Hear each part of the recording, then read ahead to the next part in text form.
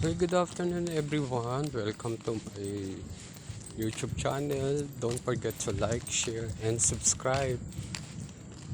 Just click the hit on notification bell. Then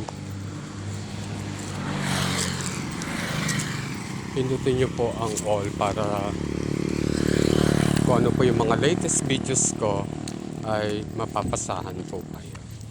Actually, nandito po tayo sa ayan. Makikita nyo po yung mga puno. So, yan po talaga yung mga puno pa noon pa. Yan.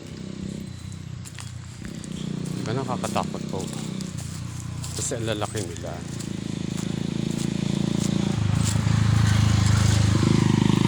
Yan pa yung mga puno. Oh. Ayan, yung mga puno. So nakakatakot po kasi ang lalaki po nila. Tapi po, sana wala pong lumabas. Ayan.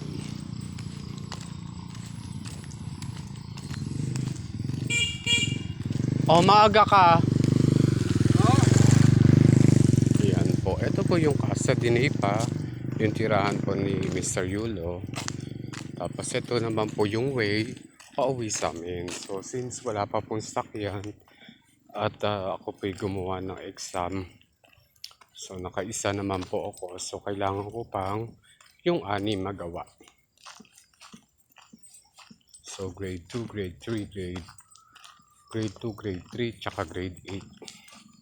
So gagawin ko pa po siya bukas. Yan. Tapos ito po. So kung nakikita nyo po yung motor, yan. So ang bigat lang. Ang bigat lang po ng aking dala kasi dala ko po yung laptop.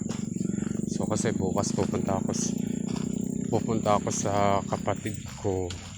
Magta-type po ako ng exam.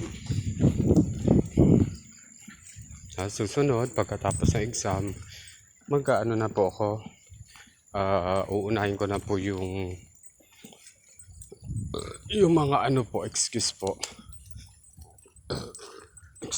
ulit. Unahin ko na po yung yung grades naman po para at least na po, ready na po ako for third grading. So isang grading na lang po at tapos na naman po ang isang school year. Ayan. So nakikita nyo po yung motor. Ayan. Parating.